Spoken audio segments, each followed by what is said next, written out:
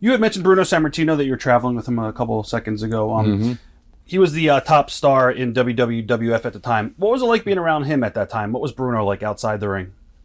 Yeah, he was very friendly, a very hospitable guy, I thought, and unfortunately, I didn't get any pictures with him in his wrestling days. I never thought of it, but one of these autograph sessions here in New Jersey, he was there, and I said, Bruno, can you take a picture? And I've got the picture, I actually put it in black and white. I've got the color one. Oh, wow. But I got it in black and white, too, That's pretty cool. Yeah.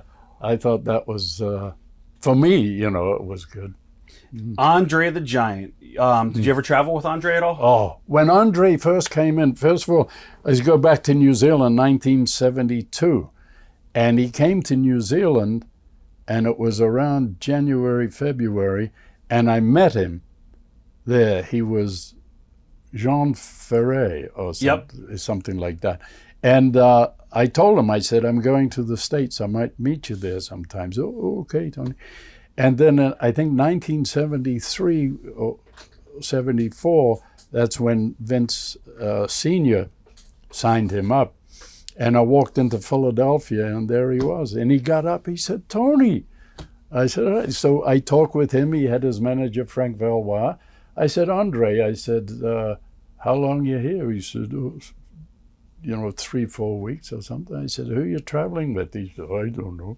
I said, well, travel with me.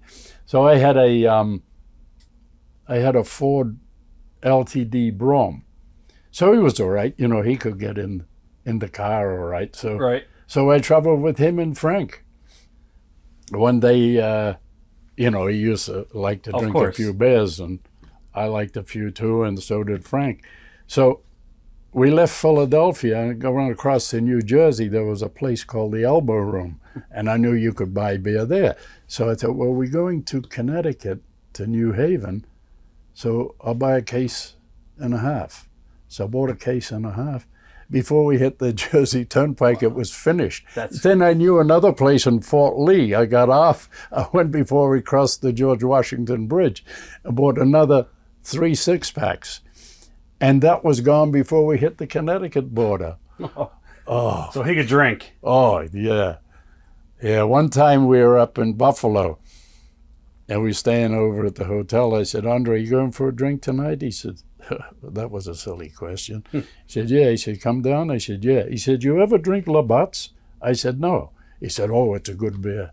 So I went down there, and he bought me a Labatt's. I said, yeah, it's not bad. He said, oh, have another one. I didn't realize the alcohol was high. But I drank about 7 of them. And he was like kind of amazed because, I was just, you can keep up with him. Yeah, well, not keep up with them, but, I didn't get as intoxicated as he thought I might do. I rather enjoyed it. Who did Andre get close with in the company around that period of time? Was he pretty much to himself? Yeah, pretty much. I guess I could say myself. And then he got close with Arnold Skolin and Timmy White. Yep. Towards the end of his career. Did he always need a handler? Because I know Arnold was his handler in Japan and even here in the States. Not all the time. A lot of time he traveled by himself. All right. We were talking about Dean Ho and your memories of Dean Ho. You held the tag belts under a number of times for WWF.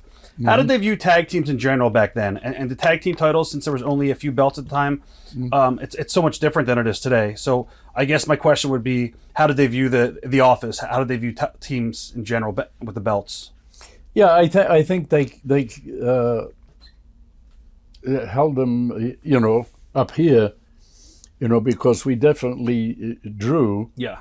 Like Dean and I with the Valiants, Dean and I with Fuji and Tanaka, and then later on Larry and myself with the Moondogs or the Valiants, and then Rick Martel with the Moondogs and the Samoans. And, the good stuff. What makes a good babyface tag team in your mind? I think like a good babyface tag team and a good babyface wrestler is the ability to sell, you know, because like I've said it time and time again, if you don't sell, you can't make a comeback, and that's it. And basically, the tag match is all about when somebody's in trouble, is to tag his partner. So you can build a whole match around that.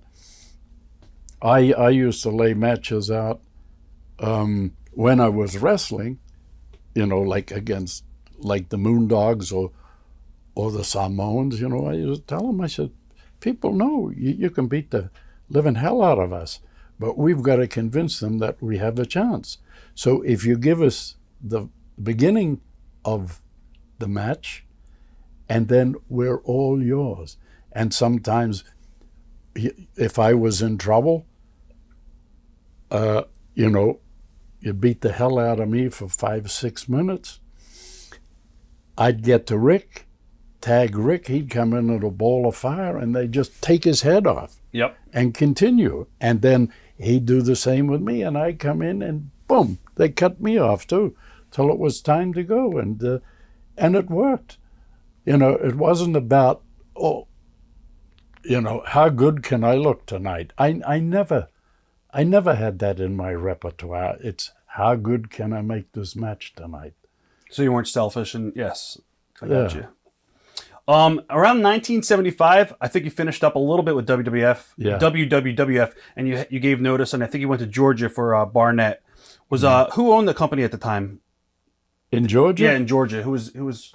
I think it was Barnett, and there was a lady there that her husband had passed away, and she inherited. And there was a booker by the name of Tom Renesto. I remember that. Okay. Yep. And I can't think, because I didn't have a lot to do with the South. You got to work with Skander Akbar down there. I think Luke Ram. Yeah. For the first Stan Stasiak was there. Oh, Stan, I love Stan. Oops. That's okay. Then you went over to NWA Big Time in California. Memories of the Cow Palace. Oh yeah, the Cow Palace. That was my I think my first shot in the Cow Palace. Yeah, and then they hooked me up with Pat Patterson, and we were champions for a little while. The NWA tag titles, right? NWA. Yeah. Watch thousands of exclusive shoot interviews right now on TitleMatchNetwork.com.